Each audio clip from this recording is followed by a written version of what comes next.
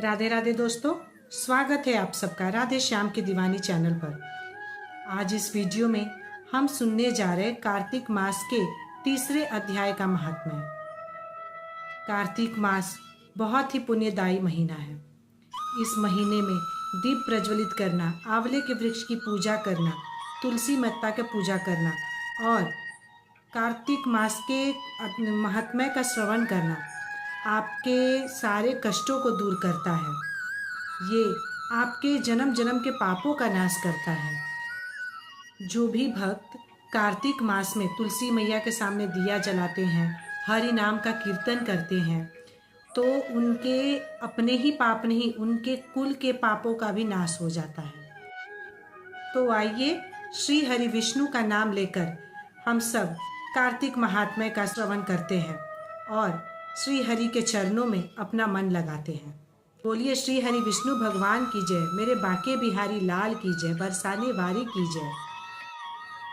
श्री ब्रह्मा जी से भगवान श्री कृष्ण एवं सत्यभामा का यह संवाद सुनकर नारद जी ने उनसे विनती की, हे पितामह, कार्तिक मास में आपने तुलसी मंजरी और भगवान शालिग्राम का जो महत्व बताया है उसे कृपा करके विस्तार पूर्वक कहिए। तब ब्रह्मा जी बोले, हे पुत्र, तुलसी मंजरी सहित भगवान शालिग्राम का चरणामृत घोर पापों से मुक्ति दिलाता है। जो जन अपने पितरों का श्राद्ध भगवान शालिग्राम की मूर्ति के समक्ष करते हैं, उसके पितर को वैकुंठ धाम की प्राप्ति होती है। जो श्रद्धालु भगवान शालिग्राम की प्रतिमा का दान करते हैं, उन्हें पृथ्वी दान का फल प्राप्त होता है। श्री ब्रह्मा जी ने कहा, हे नारद, पंचदेव की अलग अलग पुष्पों से पूजा करनी चाहिए। भगवान विष्णु को केतकी के फूलों से, भगवान शिव का पूजन बिल्व पत्रों से, रक्त पुष्प से सूर्य भगवान की, धतूरे के पुष्पों से गणेश जी का एवं शक्ति का पूजन रक्त पुष्पों से करना चाहिए। जो भगवान विष्णु का पूजन कमल से और लक्ष्मी माता का पूजन मालती एवं चंपा के पुष्पों से करते हैं, उसे परम पद की प्राप्ति होती है। किंतु जो भगवान का पूजन तुलसी से करता है, उसकी महिमा तो कहीं भी नहीं जा सकती। तुलसी की महिमा ही ऐसी है कि जो जन तुलसी वृक्ष की छाया में अपने पितरों का श्राद्ध करते हैं, वह अपने पितरों को अक्षय तृप्ति दिलाते हैं। हे पुत्र, तुलसी की माला धारण किए यदि किसी की मृत्यु हो जाए, वह अविलंब वैकुंठ धाम को जाता है। तुलसी वृक्ष पर जल चढ़ाना गंगा यमुना सरस्वती में स्नान करने के समान पुण्यदायी है। हे पुत्र नारद, कार्तिक मास का व्रत रखने वाले को चाहिए कि वह शांत चित्त होकर विधि विधान पूर्वक तुलसी का पूजन करे और प्रदक्षिणा करे। नमस्कार करके इस प्रकार प्रार्थना करे, हे हरि प्रिय, देवताओं ने तुम्हें बनाया है, मुनीश्वरों ने तुम्हारा पूजन किया है, मेरा मनोरथ पूर्ण करो, मैं आपको नमस्कार करता हूँ। यह सुनकर नारद जी ने पूछा, हे पिता, कार्तिक मास में क्या किसी अन्य वृक्ष की भी पूजा की जाती है? ये प्रश्न सुन ब्रह्मा जी ने बताया, हाँ पुत्र, आंवले के फूलों एवं पत्तों से भी भगवान का पूजन होता है। आंवले वृक्ष के नीचे बैठकर भगवान की पूजा करने वाला सोने के आंवले प्राप्त करता है।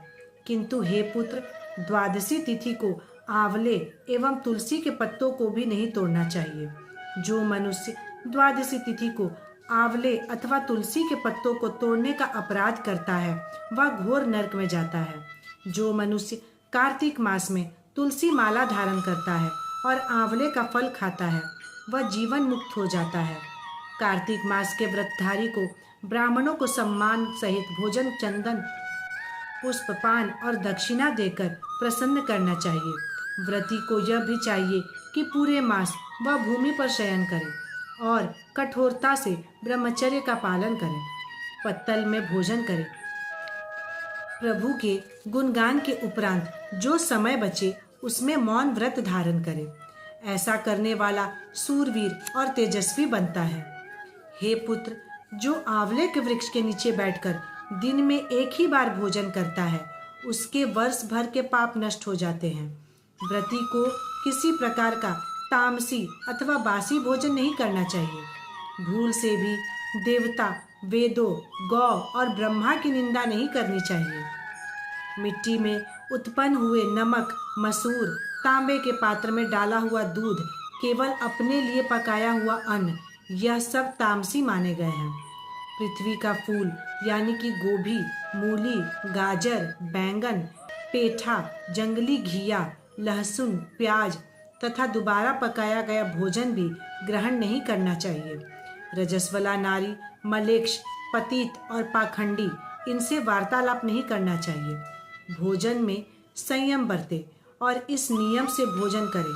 प्रतिपदा को पेठा, दूज को बैंगन, तृतीया को गोभी, चतुर्थी को मूली, पंचमी को बेलफल, षष्ठी को कलिंदा, सप्तमी को आंवला, अष्टमी को नारियल, नवमी को जंगली घिया, दसवीं को परमल, एकादशी को बेर, द्वादशी को मसूर, त्रयोदशी का पान, चतुर्दशी अमावस्या अथवा पूर्णमासी को नारी यानी कि फली वाला साग का सेवन नहीं करना चाहिए।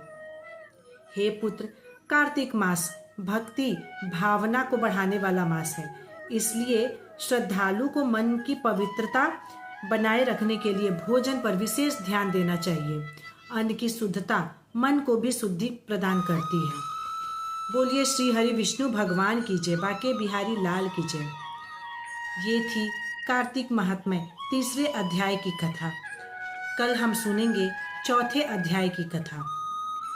मन लगाकर पूरे महीने श्री हरि विष्णु के चरणों में नाम जाप करते रहिए, प्रभु का गुणगान करते रहिए, भजन कीर्तन करते रहिए। यही सब चीज हमारे जीवन को कष्टों से मुक्ति दिलाकर हमारे भविष्य को अच्छा करेगी और साथ ही मोक्ष का द्वार खोलेगी, श्री हरि के चरणों में स्थान देगी।